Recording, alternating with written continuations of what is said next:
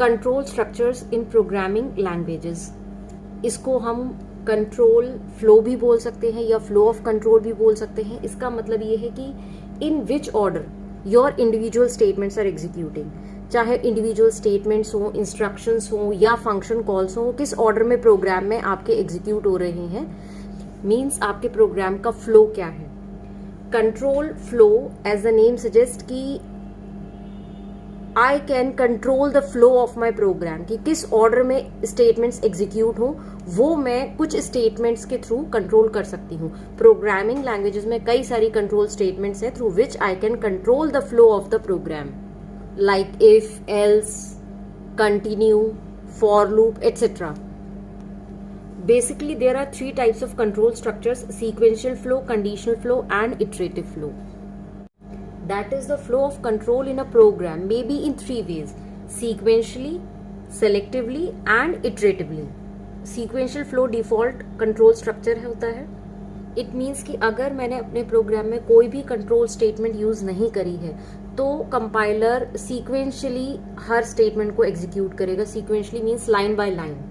जो भी प्रोग्राम में स्टेटमेंट्स होती हैं they are executed line by line in the order in which they are written.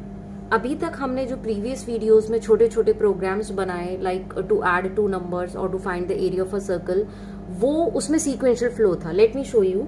ये प्रोग्राम मैंने अपनी प्रीवियस वीडियो प्रिंटफ स्कैनफ वाली वीडियोज में ये प्रोग्राम बनाया था। सिंपलेस्ट प्रोग्राम है। कंपाइलर इसमें एक एक स्टेटमेंट को रीड करेगा और उसको एग्जीक्यूट करेगा लाइन बाय लाइन। जिस ऑर्डर में मैंने लिखा है कि सबसे पहले आर वेरिएबल को डिक्लेयर किया इंटीजर टाइप का, तो कंपाइलर आर वेरिएबल को मेमोरी पहले एलोकेट करेगा, then second statement, third statement, तो एक एक करके सारे इंस्ट्रक्शंस को, स्टेटमेंट्स को रीड करेगा और एग्जीक्यूट करेगा। सो this is the sequential flow. इसमें हमने कोई भी control statement like if, else, switch, for loop कुछ भी यूज नहीं करा है। तो sequentially the compiler will execute the instructions. लेकिन प्रोग्रामर हमेशा सीक्वेंस में स्टेटमेंट्स को नहीं एग्जीक्यूट करना चाहता। कई सारी ऐसी कंडीशंस आएंगी कि हो सकता है प्रोग्रामर को जरूरत लगे कि ये दो स्टेटमेंट्स एग्जीक्यूट नहीं करनी है, या ये दो स्टेटमेंट्स को बार बार करना है, 4 बार करना है, 10 बार रिपीट करना है, तो कुछ स्टेटमेंट्स को रिपीट करना है, या ये दो स्टेटमेंट्स को छोड़कर सेकंड के बाद डायरेक्टली वो 5th स्टेटमेंट पर आ जाए, कुछ स्टेटमेंट्स को स्किप करना है। तो ऐसी कई सारी कंडीशंस आएंगी प्रोग्रामर के लिए। So for that there are few control statements in every programming language, and the program should not be limited to linear sequence of instructions. Program ऐसा होना चाहिए कि जिस तरीके की सिचुएशन हो उसके अकॉर्डिंग स्टेटमेंट्स एग्जीक्यूट करे compiler. So what control statements do, control statements का काम ये है कि वो प्रोग्राम के कंट्रोल को एक स्टेटमेंट से दूसरे स्टेटमेंट में या प्रोग्राम के एक पार्ट से दूसरे पार्ट पे ट्रांसफर कर देंगी। हो सकता है कि इस लाइन के बाद it may execute this line depending on the conditions. So control statements helps the programmers in making decisions. That is why control statements are also called decision making statements, because they help the programmers in making decisions. And these control statements are if else ladder, then switch. iterative flow में होती हैं while, do while and for loop. ये iterative flow के लिए statements है, control statements. These control statements comes under conditional flow. We can call these statements as selection statements also. Conditional statements as well as selection statements. Conditional statements helps in testing a condition. In statements के through कई सारी conditions को programmer जो है test कर सकता है, और वो condition जो है या तो ट्रू होगी या फॉल्स होगी। अगर कंडीशन ट्रू है तो पर्टिकुलर स्टेटमेंट्स एग्जीक्यूट होंगी, अगर फॉल्स है तो वो पर्टिकुलर स्टेटमेंट्स एग्जीक्यूट नहीं होंगी। Late me show you the flow diagram of if and if else statement. ये इफ स्टेटमेंट का फ्लो डायग्राम है। सबसे पहले कुछ कंडीशन चेक करी, कंडीशन या तो ट्रू होगी या फॉल्स होगी। अगर कंडीशन ट्रू है तो इसके अंदर जो स्टेटमेंट्स हैं बॉडी ऑफ इफ स्टेटमेंट, तो उनको एग्जीक्यूट करेगा और आगे नेक्स्ट इंस्ट्रक्शन को रीड करेगा। लेकिन अगर ये कंडीशन फॉल्स आती है तो compiler will skip these statements and the flow will come to here to the next instruction outside these statements. Means कि ये statements को skip कर देगा अगर condition false है तो. Next है if else statement का flow diagram. Condition check करी, अगर condition true है तो ये statements execute करनी है body of if, और एग्जीक्यूट करने के बाद आगे प्रोसीड कर जाएगा नेक्स्ट स्टेटमेंट्स में प्रोग्राम की. अगर कंडीशन फॉल्स आती है तो बॉडी ऑफ एल्स, तो फिर ये काम करना है. जैसे रियल लाइफ एग्जांपल्स होते हैं कि मम्मी आपसे कहती हैं कि किचन में जाओ और ब्रेड खा लो.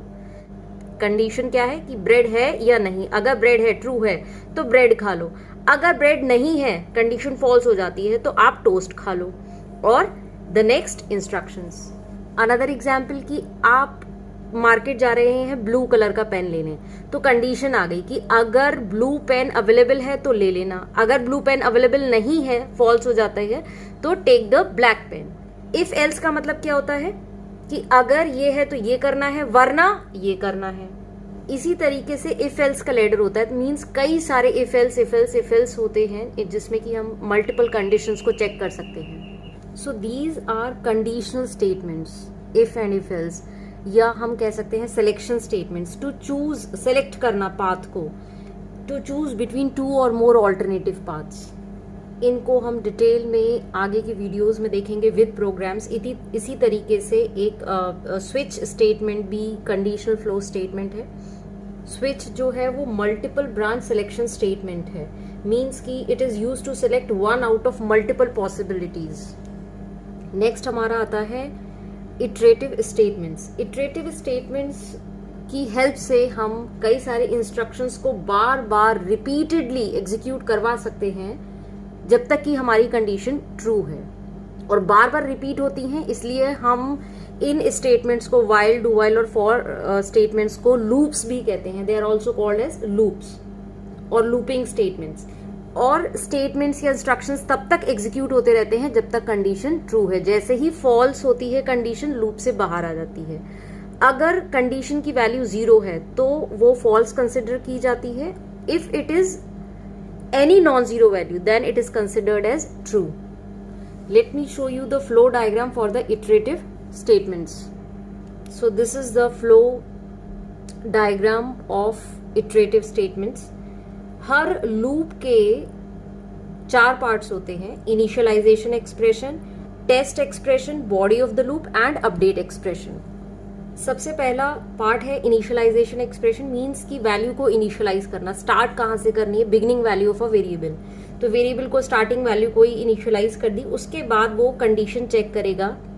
कंडीशन या तो ट्रू होगी या फॉल्स होगी. अगर सपोज कंडीशन फर्स्ट उस केस में ही फॉल्स हो जाती है तो it will exit from the loop.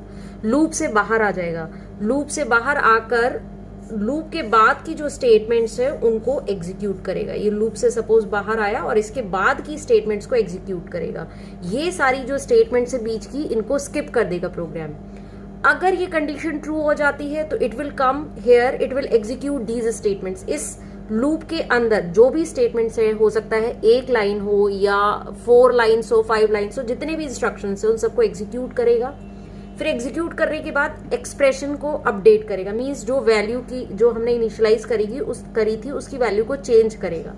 Update करने के बाद ऊपर जाएगा वेरिएबल की वैल्यू को और ऊपर जाकर फिर से कंडीशन चेक करेगा. अब उस वेरिएबल की वैल्यू चेंज हो गई है तो चेंज्ड कंडीशन में वो ट्रू है या फॉल्स है. अगर फॉल्स है तो बाहर आ जाएगा, नहीं है तो फिर से इसको इन स्टेटमेंट्स को एग्जीक्यूट करेगा. अपडेट करने के बाद फिर से ऊपर. तो ये लूप बार बार चलता रहेगा जब तक कि ये कंडीशन ट्रू है. जैसे ही ये कंडीशन फॉल्स होगी ये लूप से बाहर आ जाएगा. फॉर एग्जाम्पल कि आपके घर में एक रूम है और एक रूम से दूसरे रूम में आपको बुक्स ट्रांसफर करनी है, शिफ्ट करनी है. एक रूम के अंदर 100 बुक्स हैं. अगर 100 बुक्स हैं और एक बार में आप 10 बुक्स को ले जा सकते हैं. यहां से स्टार्ट करेगा. इनिशियलाइज मीन्स अभी आपने एक भी बुक नहीं उठाई है तो 0, वैल्यू 0 है. चेक करेगा. यहाँ पर कंडीशन है कि जैसे ही 100 बुक्स हो जाए तब वो आप स्टॉप हो जाएंगे. तो चेक करेगा 0 इज लेस और इक्वल्स टू 100, ट्रू. 0 छोटा है. आप अंदर आएंगे, रूम के अंदर बुक्स को उठाएंगे. 10 बुक्स आपने ली. आपने बुक्स उठाकर दूसरे रूम में शिफ्ट कर दी और आपकी वैल्यू हो गई बुक्स की 10, मीन्स 10 बुक्स शिफ्ट हो गई। अब ऊपर आया, अब value 10 is less than 100, true.